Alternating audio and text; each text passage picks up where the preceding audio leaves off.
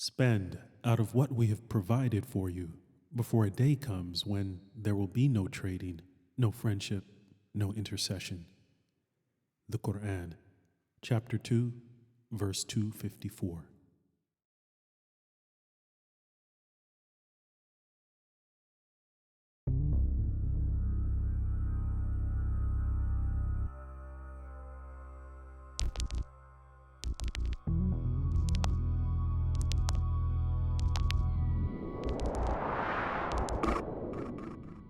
"90 days later. The maroon drone hovered about 50 feet in the marketplace in the middle of Kano. Its lens rotated 180 degrees and then 360, scanning the movements of the few people on the ground. It was late Friday afternoon. Months prior, it would have been bustling, but this was the new Nigeria, on the verge of economic collapse. The marketplace was a ghost town. The drone focused on one figure walking toward a bus stop. The device adjusted its lens. The video feed was in black and white, but the vehicle's machine intelligence could still analyze objects in the field. It measured the figure's gait and assessed the approximate height and weight of the individual. The person paused before getting on the bus and turned around to see if anyone was watching. The drone's camera caught the face for a split second. It ran the facial features through a database. In half a second, it confirmed. Sex, female. Approximate age, 16 years. Ethnicity, Hausa. Facial scars, none. A few seconds later, the drone registered this judgment with words blinking. Possible target match.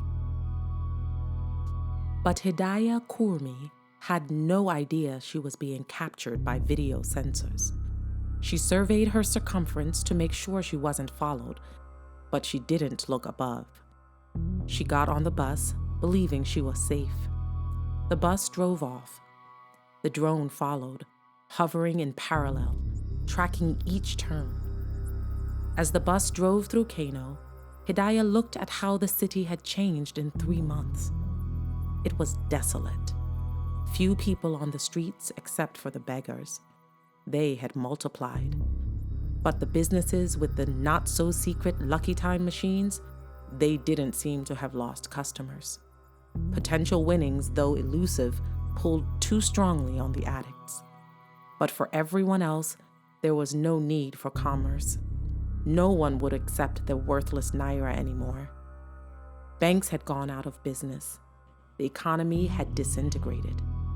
Those fortunate enough to own land, like the KURMI family, survived on what they could grow. Those without land depended on landowners, or tried to take from them. Nigeria, already known for its violence, was becoming utterly lawless. Which is part of why there was now a greater security presence, drones, and police checkpoints. The bus slowed down. It stopped at one of those checkpoints. "Open the door!" yelled a young Nigerian police officer in a crumpled uniform, complete with his cap, holding an AK-47. The driver obeyed, and the officer stepped up. He peered at the passengers. Hidayah sat in the back. He walked onto the aisle, scanning each passenger. He made his way to the back. His eyes fell on Hidayah. She stared straight ahead. Then the officer turned to everyone. "Do not wait for me to ask. Get to it now." Immediately, the passengers started rummaging through their bags and pockets. The officer took off his cap, extended it upside down, and walked up through the aisle as each passenger dropped in something. Trinkets, fruit, nuts, any possession that they calculated was not very valuable, but was worth enough to end the shakedown. The soldier stopped again at the back of the bus, in front of Hidayah, his waist at her face level. Still staring ahead, keeping eye contact away from the officer, she reached mechanically into her small satchel and pulled out a sorghum head, the size of her palm, orange, with sorghum seeds. She dropped it into his cap. The officer, intrigued by the unusual bright orange coloring, picked it up, looked it over, smelled it, gave a half smile, turned around, and walked off the bus. The driver revved the engine and continued, mechanically with no expression, in what was now a daily routine. He sped through the town, and the drone followed. When Hidayah got off at her stop, the drone floated above her. She looked at everything on both sides, scanning casually, trying to detect surveillance, just like she had been taught the past few weeks. Nothing unusual, although she sensed something was amiss. But so focused on what she feared could be behind and beside her, she didn't even think of the heavens. When she got home and walked inside, the drone hovered for a bit, evaluating the location with its programmed intelligence. After scoping and running the images against terabytes of data already collected, the drone's brain assessed possible safe house location. Probability 71%.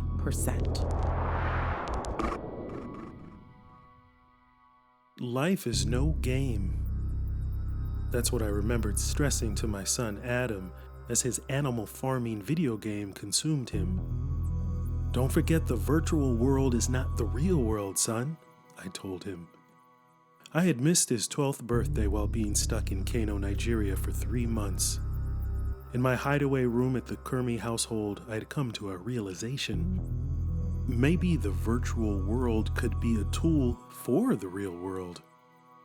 The twins Hadi and Hidayah had little outlet for entertainment and social life on the insecure streets of Kano, and I felt indebted to the family for giving me sanctuary. So I reviewed the lines of code on a laptop they let me use.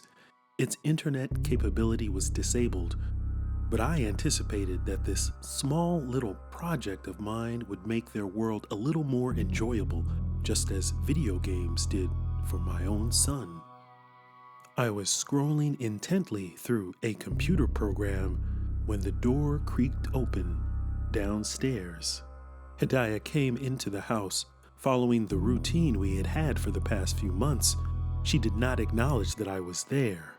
Muslim custom called for the one entering a home to greet first, but instead she acted as if no one was home just in case something was awry. She walked through the main house, clearing each room. She assessed that her father and brother were not home and that she had not been followed. She went upstairs and walked to the guest room door. She tapped. I knew it was safe. I came out. I was wondering when you'd be back, I said. It took longer for me to upload the code, Hidayah responded. The internet cafe was slower than usual. The power kept shutting off. Good old NEPA. Nigerians still called the power company by its Nigerian Electric Power Authority acronym, even though the government had changed it years ago. But NEPA stuck because, to most Nigerians, the power company actually stood for Never Expect Power Always. So, if you've uploaded the code, we should be up and running, I said. Have you checked it on your phone yet? No, I was going to give Hadi the honor. No sooner did she speak those words did we hear the door downstairs open. No greeting, so I went back into the room. But it was Hadi. He came up, and after giving the signal, I came out and we all walked downstairs to the parlor. And I needed to stretch outside the room. The previous 3 months being on lockdown were just suffocating. Unable to communicate with Sophia, I felt trapped. I couldn't use the internet myself, couldn't reach out to my family, and I had no idea if they were harmed in any way.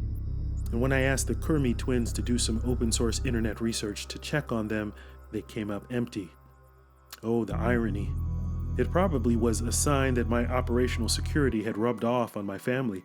All those years I warned Sophia to stay off social media due to the counterintelligence risks. She definitely wasn't posting. But I felt perhaps no news was good news. If anything violent had happened back home with Sophia and the kids, reports of it should have surfaced online. I had the twins scan local news and chat groups at random internet cafes in Kano every day. Being off the grid on radio silence with my family was tough, but it was the safest play. I would have to endure it if I were to stay alive and make it back to them. The upside of being shut in was my left arm was well rested and just about back to normal. For weeks I could only use my right hand. But the price of my safety was boredom. My mind couldn't stand it if I didn't have things to figure out, puzzles to solve. The kidnapping attempt on me and its connection to the banking sabotage case were my life or death puzzle. It consumed my thoughts. But to stay sane, I had to take breaks from analyzing it. So after a few weeks, I focused on learning about the environment that I was trapped in. My first project was learning about the KURMI sorghum farm, which was overgrowing in the back of their compound. The agricultural sector in Nigeria's north had collapsed from Boko Haram's steady takeover of properties. Farming was an area I knew little about, so I fed my curiosity, learning about their family business. I even thought there might be a way to revitalize the farm in the midst of the crisis. I learned about the crop's life cycle, its seeds, and how the agriculture of the north related to the global grain market. But in the current economic conditions, there was no way to squeeze profit out of their sorghum. People had little money. There was something intriguing about their sorghum field, though. Their crop was of a rare species of the plant. It was oddly orange. Most sorghum throughout the world was red or yellow, sometimes white. And I learned why their sorghum farm had done so well over the years. Their crop was exceptionally bird-resistant. "What took you so long, Hadi?" Hidayah asked her twin brother. I had to take the long route," Hadi replied. "The bandits were all around the scrapyard even though it was empty. They were looking for anyone to rob." "Did you all upload the final code to the game? Did you complete the algorithm, Jabbari?" "Yes, and it should be ready to play," Hidayah said. Wonderful!" Hadi exclaimed. He was more excited than anyone about me completing the algorithm. It was the final piece to my project to counter my boredom. I developed a software protocol that supported a new video game, a digitized version of their Infaq Walk, combined with the popular animal farming game that Hadi was always playing. I had been refining the game's main algorithm for the past few weeks. It had come a long way from my basic coding skills using some tutorials from their computer science textbooks. I consulted with the twins on the intricacies of their game. It was a group effort. The main door downstairs creaked. The twins rushed down while I stayed quiet and motionless in my room. A minute later, they called me down. The coast was clear. Abdullah was back from driving in Abuja a day earlier than expected. We sat in the living room. I pointed at Hadi's smartphone. "I finally tweaked the formula to account for inheritance wealth," I said. "Hadi, check the game in the testing app. The updates should be in the latest version." Hadi dove into his device, clicked on a green, roughly designed logo with the initials MP, for Mansa Protocol. His eyes widened as the app fired up. The first words appeared on the screen. Rizq balance, 0 RZQ. Then below that appeared reward, 0 AJR.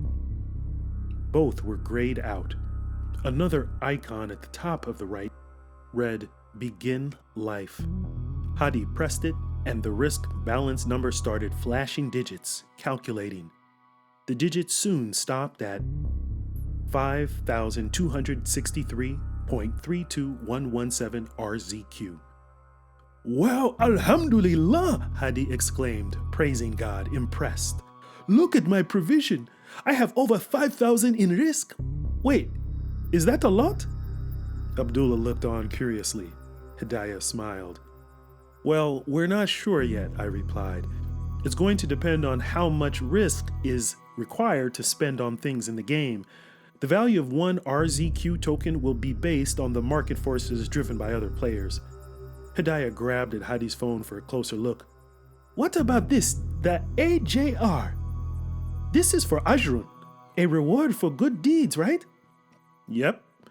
Now that I completed the algorithm, I think the protocol supports all aspects of the game." So here's where I should probably explain more about how the Mansa protocol works. The Mansa protocol is like a language. Well, not a language. A protocol can deal with multiple languages. A protocol in computer science terms is simply a set of rules that allow computer systems to speak to each other. If human beings were computers, the process of speech itself would be a protocol. Humans speak different languages, but the core infrastructure of voice communication is the same, consisting of possible sounds and syllables a voice can utter, all received by the ear and comprehended by the brain. So what I developed was a way to communicate around the spending of money. For this game, I wrote an algorithm that could translate a payment transaction into a reward value within the rules and guidelines of the twins' infaq walk system. The idea was that if you spend your funds, the spending would be assessed by the protocol, drawing from your rizq. That's a term in the Quran for provision or sustenance, and potentially generating your ajr, your reward. As you spend, the protocol calculates in the background. The aim is to grow ajr, your reward, by calibrating your rizq, your provision, spending in ways that align with the value that the twins talked about, goodness. Infaq means to spend for God.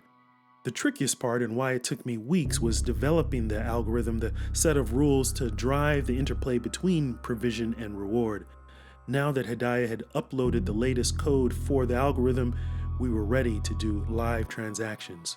With Abdullah home, we paused for dinner and afterwards assembled in the living room to show him how the Mansa protocol worked. Each family had the app. On Abdullah's phone, I punched in a command to send 10 RZQ to each twin. The protocol tagged both transactions as family support. We studied the results. Abdullah's rizq had decreased by 10 RZQ. On Hadi's phone, the Mansa protocol app showed his rizq increasing by 10. Same for Hidayah. But Abdullah's ajr had increased by 0.0006 AJR, determined by the protocol's algorithm. But that amount wasn't the result of an even split from the two transactions. Hadi and Hidayah had unique user profiles driven by the metadata that was already in their phone. The protocol itself looked at the person's age, location patterns, previous spending habits, previous bank balances even, and a whole range of other behavior to assess the level of reward provided for the transaction. Some of this profile could be fine-tuned by the user, but not all of it. The algorithm took what you told it about yourself, but it constructed a deeper profile based on something which was difficult to spoof: your online behavior and activity. I built in hundreds of foundational characteristics and if-then program functions in the algorithm, but the protocol itself learned and iterated upon these rules. It was too early for me to tell exactly how much each twin accounted for the increase in 0.006 in ajr, but I had my hunches. That was going to be part of the mystery in this protocol, trying to figure out how the AJR increased. If you did so, it would help your strategy to win. On the twins' phones, their ajr was unchanged. There was no reward for receiving some rizq, just for spending it. These two transactions represented a very small trial, but I felt like the Wright brothers at Kitty Hawk. The Mansa protocol had some lift, even if these transactions were just one small hop. Well, it seems to work, I said. Now we just need some activity between players outside of the household. No problem, said Hadi. I've been telling all my friends about this new game. I will text them now to give them the green light. My friend Khalil has been waiting for this. Hadi, you're not telling them about me, right? No one can know about me. No, of course, Hadi replied. You do not exist. They think I'm plugged into a secret online gaming club where no one uses their real names. And I've made sure to use anonymous email with end-to-end encryption at the internet cafe to set up the gaming portal, just like you taught us. I took your pointers to make sure I was not followed online or offline, so none of this would be linked to you. Good. We've got to keep it that way for the safety of us all. I turned to Hidayah. So, will you try the Mansa protocol? Yes, she said. I'm curious about it. Can I update my profile? I want to be a medical scientist using my resources to build biological research that will prevent diseases. The twins' enthusiasm buoyed my will. I needed a lift to keep me sharp in what I knew was a deadly, deteriorating situation. Creating the game kept me fresh. To develop it, I had to learn about the northern Nigerian environment even more. The markets, the landmarks, the roads, the schools and orphanages, the police stations and other government facilities. I couldn't step outside, but the KURMI family every day fed me information about the world of Kano and beyond. I integrated that into the game environment, and in designing the algorithm that would calculate the game's outputs of provisions and rewards, I felt I knew northern Nigeria more. As I constructed the gaming world, I understood more about the forces that I thought could be connected to the banking cyber sabotage and the physical attack on me months earlier. But intelligence gaps remained. Complete answers still eluded me. So, what is this Rizq? Some sort of cryptocurrency? Abdullah asked. Yes, it's a digital asset, I explained. The Mansa protocol is built on the Ethereum blockchain, which allows me to create programmable smart contracts in the code. Hadi recommended we use Ethereum. I created this Rizq token for players to hold and transact within the game. The blockchain's smart contracts tie your RZQ spending to your accumulation of another digital asset, the AJR. But the Ajr can't be transferred in any way. It's yours to save and try to expand. But tell me, Jabbari, Abdullah started, how do you win this game? Well, this is where it's counterintuitive, I said. The winner is the best spender, the one who can spend the highest percentage of his provision while gaining the most reward. But here's the thing. What's calculated is the spending of Rizq over your lifetime in the game. It lasts for about a month.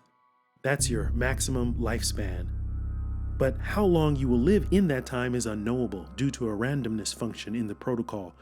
You could live for 30 days or 3 days. You're incentivized to spend as much Rizq to gain as much Ajr as possible. But as you use the protocol, you'll see you want to earn RZQ because it gives you more to play with. The more provision you have, the more spending for good you can do, just like the twins' infaq walk. So Abdullah, it's all about this ratio, the amount of Ajr to the percentage of your Rizq left when you die in the game. The bigger that ratio, the more successful you are. And you don't know other scores. You may die before them, but at the end of the month, it's Judgment Day. You'll learn your final score. Abdullah said, scratching his trim beard. So what do you win if you win? Well, there's no physical prize. At the end of each cycle, you learn your score and your rank out of all the players. You see your percentile ranking. Each life cycle, you try to get into a higher percentile. It's a game of trying to get the personal best each time. You have the opportunity to compete with other users, everyone trying to spend, but also to receive RZQ so that they have more to spend in the best way. Spending in the game is like what I saw you all doing in the Kano marketplace. Spending as mercy, I guess you would say. Who would have ever guessed that me, a CIA analyst in the illicit finance group, would create a blockchain-based digital asset? The irony here was not lost on me. I used to work against the growth of cryptocurrencies. A few years prior, I had supported a joint task force tracking North Korea's efforts to build its own national cryptocurrency. The Kim Jong-un regime thought crypto would help them buy nuclear precursor materials without being detected by the regular banking system.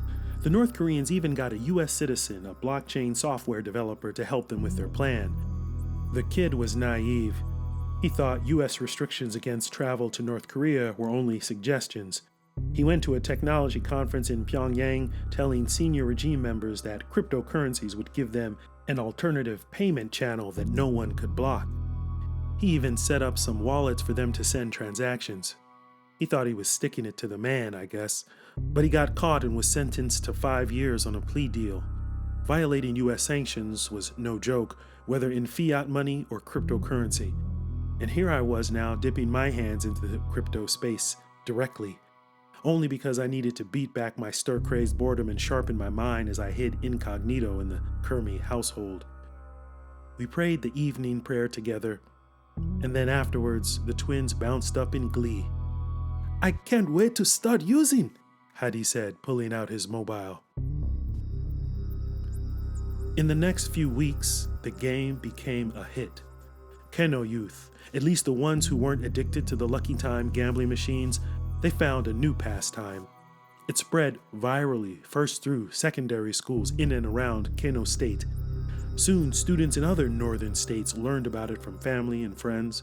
The minute students left school, they tuned to their phones, fired up the Mansa protocol, and looked for messages from players seeking funds for investment, charity, and other business. If you had RZQ, you could find places to spend it, and how you spent it determined your chances to come out a winner, each player striving to spend the most. It was all a virtual world, but the twins told me it pulled so many people in because in it, they got to build lives that were hampered in real Nigerian life. They became tech entrepreneurs, farmers, surgeons, or artists, building an environment where the money flowed seamlessly through the virtual economy as supply and demand mixed with mercy and beneficence. It was an equilibrium hard to find on Earth. Or maybe it wasn't. The twins told me that the Mansa protocol was taking on a life of its own and bleeding into the real world. Hadi's friend Khalil was in the hospital one day. Hidayah suggested that Hadi send RZQ to the two players that were known for graphic design and pay them to design a get well card. They did it for RZQ. Then they delivered to him and Hadi increased his ajr when he registered the purpose of his transaction in the game. Then, when those artists actually visited Khalil, they met his mother and saw how worried and stressed she was. They decided to send RZQ to the teenage daughter of a woman who owned a local food stand.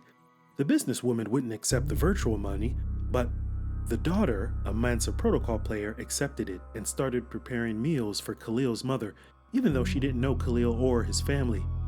Soon, young people were looking for real-world reasons to spend RZQ with other players.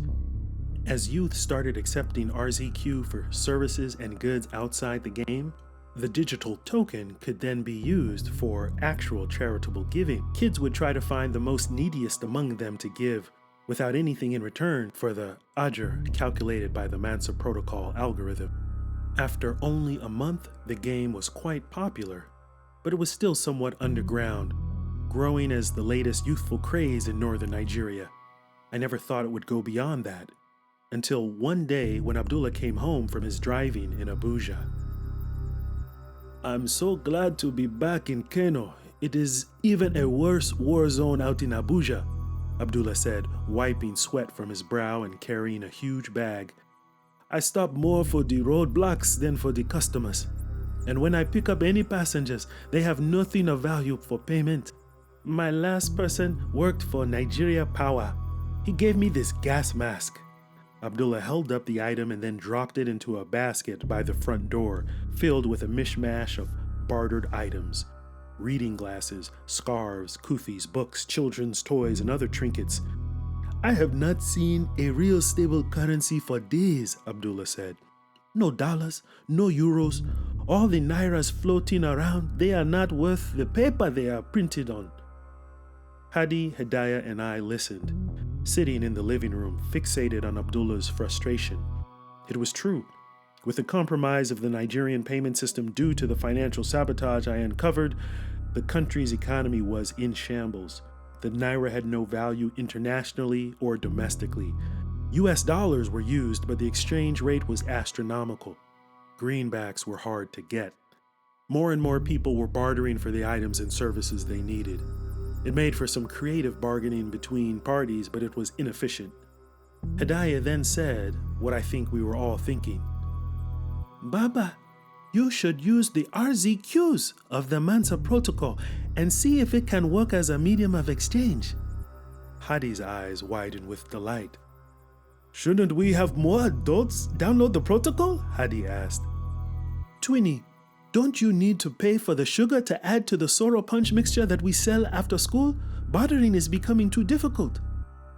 "Absolutely," I confirmed. "In fact, this is maybe what you should do. Tell the vendors that if they want your business, they have to download the Mansa protocol. The algorithm is designed so that even regular business spending increases your level of reward. Spending on those punch supplies won't gain as much AJR as donating to an orphanage, but it will increase your reward nonetheless. You'll be adding to their RZQ and growing the economy. That would be beneficial to the overall state of the game and to the folks here in northern Nigeria. But I don't know how many Nigerians trust this spending money as part of a game, Abdullah said. Why? I asked. Jabbari, you have not been out there like we have the past few months. The whole place has fallen apart. People are not even surviving. Bandits roam the streets. The soldiers do nothing against them. And now Boko Haram is gaining more control in the north. Soon they may establish themselves here in Kano. I don't see people wanting to play games. Baba, you're right about the despair everyone is facing, Hadi said. But that is why some of us need this, the young and the old. There are not many ways to get ahead in this country now. If we can get ahead in a game, then why not? I'm going to tell my friends' parents to download the Mansa protocol. Hadi and Hadaya grabbed their phones and moved to the kitchen, clicking and swiping away at the screens. Abdullah took his device, peering at it as if it were a puzzle. But what if you lose your phone? Abdullah asked. Every wallet is accessed by a private key, I responded. The private key is activated once you accept a seed phrase, 12 words that you can't reveal to anyone, or they can use it to access your private key and unlock the contents of your wallet. Set up your seed phrase, and then you can access your digital wallet from anywhere with an internet connection. But if you lose your private key, you lose your access to your RZQ. That's the risk. I smiled. Abdullah chuckled. Okay, maybe I will try this, insha'Allah, Abdullah said. He then turned on the television. It was the top of the evening news hour. Good evening, Nigeria. Today, the head of the Financial Crime Investigations Division, Inspector Nasim Oyo, proclaimed that using US dollars in Nigeria will be a criminal offense. The screen cut to Inspector Oyo outside the steps of the central bank, a reporter's microphone in his face. In consultation with Central Bank Governor Chikere, it has been established that US dollars are not only unacceptable for transactions in Nigeria, but that using them will be punishable by imprisonment. Abdullah's mouth dropped open. We all stayed glued to the screen. A reporter raised her hand and asked a question without waiting to be called on. But Inspector Oyo, how does the government justify this when the naira continues to drop every day and the dollar is the most stable money available to Nigerians? Are not people losing their wealth? Are not people even starving? Oyo wrinkled his face and frowned. Are you part of the approved press corps? Who let you in the premises? Anyway, I will answer this seditious question. Nigeria is facing a war, and this war is financial. The US has attacked our economy. To use US dollars is to aid the enemy of our people. Right now, the penalty is a year in prison. And that leniency is by the mercy of the Attorney General. Some of us have been pushing for the penalty that would go with treason, if you know what I mean. You are lucky, oh. The message should be clear. Use the naira no matter what. In fact, I want you and everyone watching to say this. Inspector Oyo looked at the camera. No naira, no peace. No naira, no peace. Say it though. The reporters looked at each other, seeking some sort of cue. Then one reporter started saying the phrase. Others started to mouth it. Then the room of reporters chanted as a chorus. No naira, no peace. No naira, no peace. The chants increased, and Oyo continued as conductor, slamming his hand on the podium. Because this is the war for our nation. No naira, no peace. No more questions. Oyo walked out of the frame of the camera. The screen cut to the anchor. In other news, Boko Haram militants have taken control of another northern town in Borno State. This is the 5th town in as many weeks as the terrorist organization has expanded its way westward. The 3 KURMIs sat silently, dumbfounded by this new restriction. But I wasn't surprised at the proclamation. What was unfolding was a fallout, propelled by mismanagement in a collapsing economy, When a currency devalues to rock bottom levels, a government usually doubles down on its policies and tries to dissuade citizens from using other currencies, at least officially. Rarely does this work. In fact, this ban on the dollar would make it more prized than ever in the underground market. I also knew that this would mean that there would be a crackdown on merchants, forcing them to deal in the naira. The prognosis didn't look good. We sat there until Abdullah broke the silence. "Hand me my phone. Show me again how to use this Mansa protocol." "If we can't use the dollar, we can definitely tell everyone to start using the RZQ tokens and to download the Mansa protocol." Hadi was excited. "It is so great you developed this, Jabbari." "Well, don't give me any credit. I'm a wanted man by the Nigerian government. My life's in danger, and I don't want you all to be endangered by linking to me." I also thought to myself that perhaps it wasn't just Nigeria's government that wanted me, but I didn't have enough intel to form a clear judgment about that. The elder KURMI spoke up. "But Jabbari, I still do not understand. What is this Rizq based on? What is it backed by?" "Well, it is based on something, but I won't say it's backed by anything per se." The three were perplexed, so I explained. "Well, to determine the amount of RZQ available in the Mansa protocol ecosystem, I took the size of your sorghum farm with those rare orange-colored seeds. There's 1 RZQ for the amount of sorghum seeds your land could produce in 20 years, I estimated it.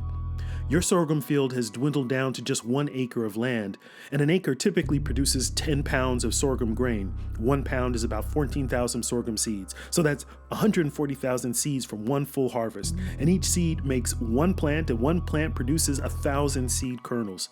So really that's the potential for 140 million seeds. Harvesting annually, that would be 1.4 billion grain seeds over 10 years. So I just took that number to set the number of RZQ tokens, 1.4 billion. The Mansa protocol has only that amount of RZQ present in the system, and the platform, by its programming, can't make any more. Now, should the actual sorghum seeds disappear, it won't impact the value of RZQ, because the actual value of each token will be based on how much people accept it for transacting. Yes, the value of Rizq will be based on the market, Hadi remembered. Yes, and the way the central bank has mismanaged the naira and the Ministry of Justice now criminalizing using the dollar, RZQ will be your best substitute. It certainly beats bartering, and the tokens are digitally transferable to anyone with a mobile phone. So if people are willing to pay me in RZQ for taxi rides, and then other people are willing to accept RZQ when I want to pay them for groceries, for gasoline, then I can see it working, Abdullah said. Still, I knew that this strategy was a long shot. As many initial coin offerings of cryptocurrencies showed for years prior, just because you create a digital currency doesn't mean it will be worth something. This is why there are countless crypto scams in the world, people looking to make a quick buck. Putting out a generic white paper and asking people to buy their fancy new digital coins. I had seen hundreds of millions of dollars in scam money generated this way, and lots of money launderers moving their dirty cash into various cryptocurrency projects to try to appear legitimate. But what we had in Nigeria was not a launch of a fanciful plaything or a scheme to make me rich. Money was broken in Nigeria, and the chance that RZQ might catch on seemed to be the best proposition for everyday business-minded folks like the KURMIs. And well, there really was nothing to lose, or so I thought. I've set the Mansa protocol app so it starts you out with a set amount of RZQ tokens. What you receive from the system upon download is called an airdrop, and that amount varies from person to person. The algorithm will determine it randomly. You can get more as you transact through the protocol with other RZQ holders. So tomorrow, spread the word.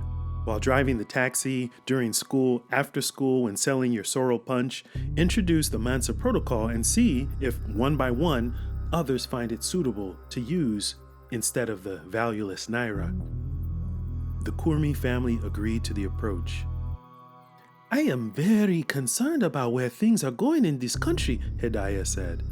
There are signs all around of collapse, trouble raging all around like fire, and they seem to be, they are like fanning the flames of fire in this country. Abdullah put his hand on Hidayah's shoulder and said, Sometimes it's not the fire, it's the smoke that kills. The fire looks dangerous, but the smoke kills you first. That night, another dilemma was on my mind. How to get word to Sophia and the kids that I was okay after all this time. How to do so when emailing or phone calling was still risky due to the Nigerian security services on the lookout for such outreach. I could figure out how to build a whole digital universe in the Mansa protocol, but I couldn't figure out how to send one sentence as proof of life to my wife. I knew my family had to be sick with worry, and that made my mission more urgent. I had to get out of Nigeria alive.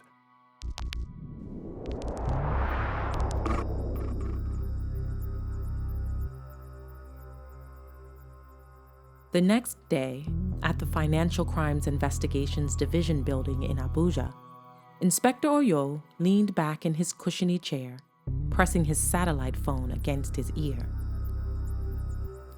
Yes, we've analyzed the surveillance data.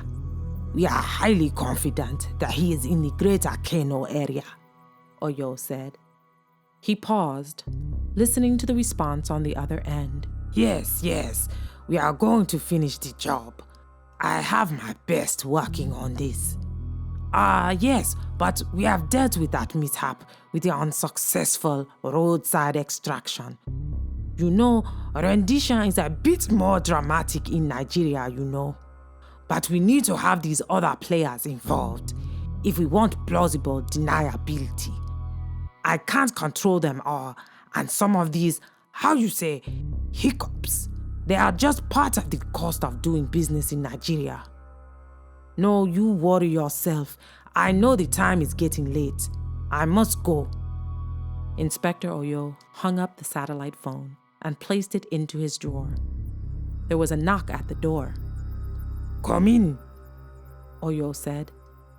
George EKOI stepped in, moving with caution. He showed no apparent signs of his previous injuries, no bandages or crutches, but he was not his bombastic self. Good morning, Inspector Oyo said, motioning him to sit. Good morning, sir, George said. You called for me. Yes, these are conversations we must have in person. So now that you have mostly recovered, it is time to finish the job.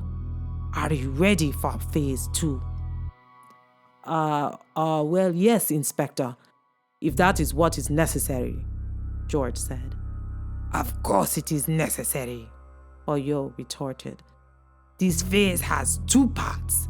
There will be the muscles and there will be the brains.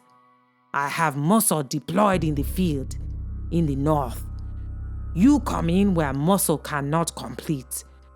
Mr. Jabbari has evaded us for 3 months now.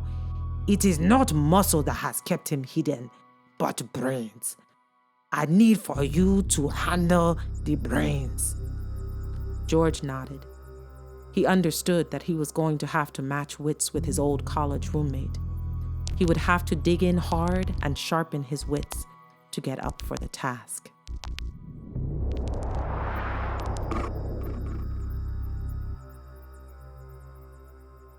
Meanwhile, at the CIA headquarters in McLean, Virginia, Agent Dunn sat at his desk, pensive, reviewing files while talking on the office phone, a green line, for classified comms. Yeah, the rookie may be smart, but we'll have to see how that analysis holds up, he said into the phone. There was a knock on the door. Come in, Agent Dunn called out.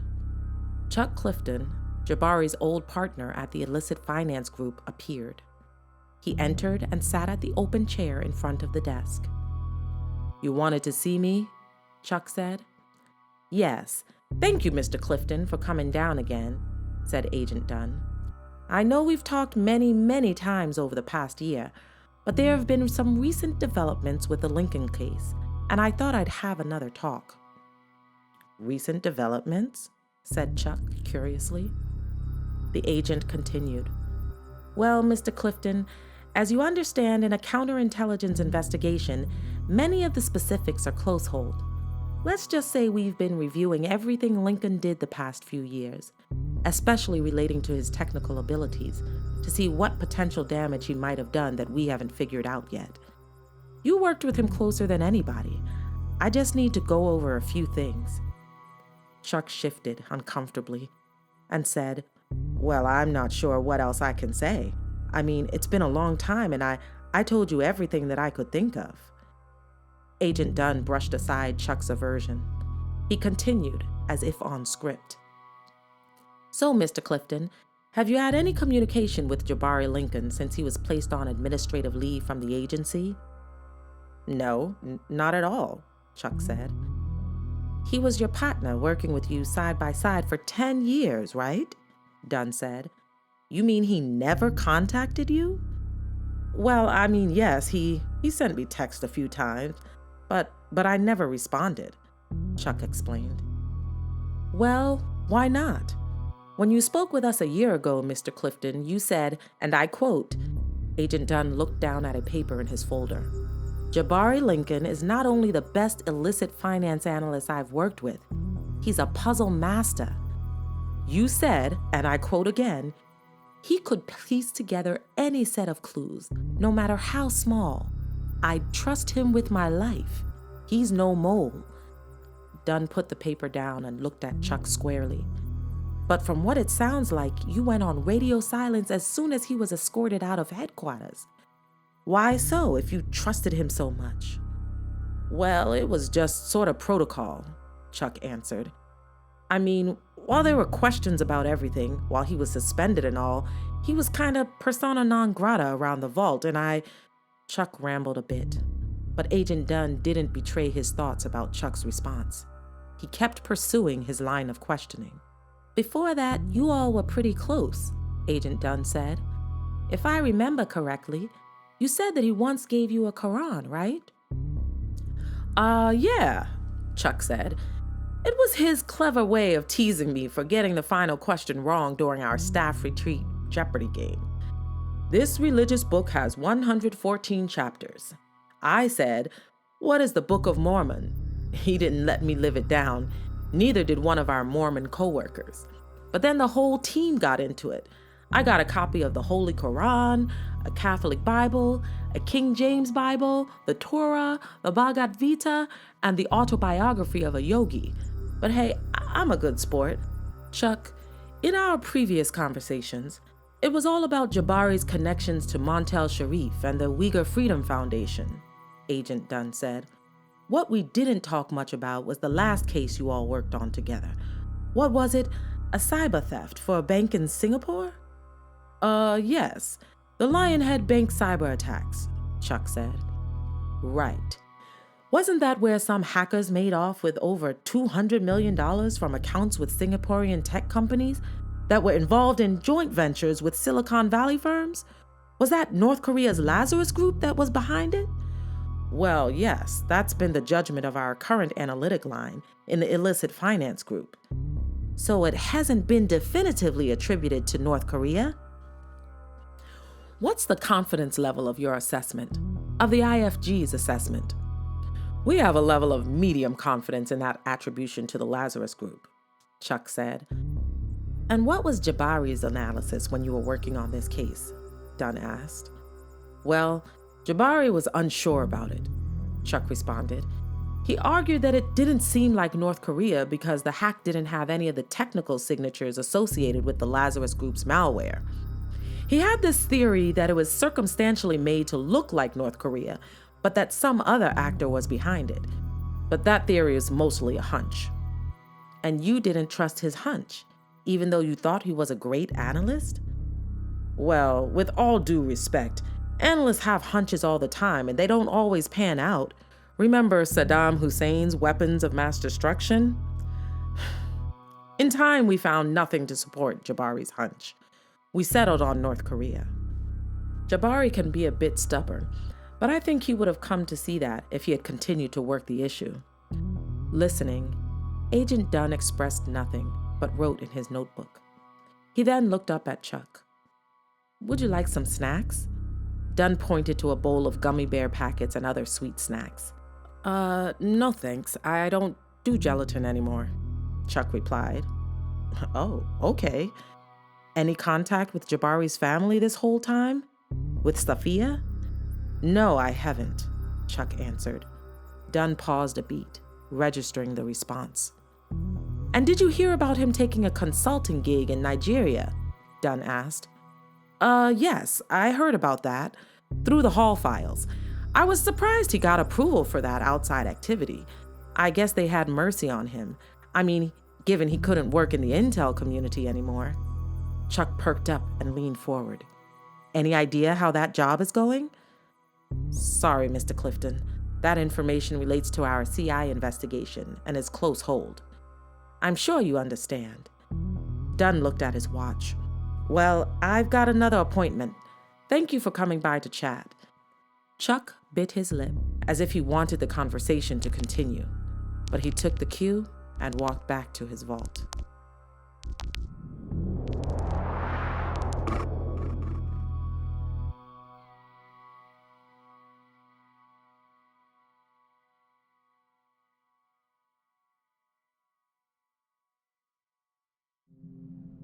Attention all analysts.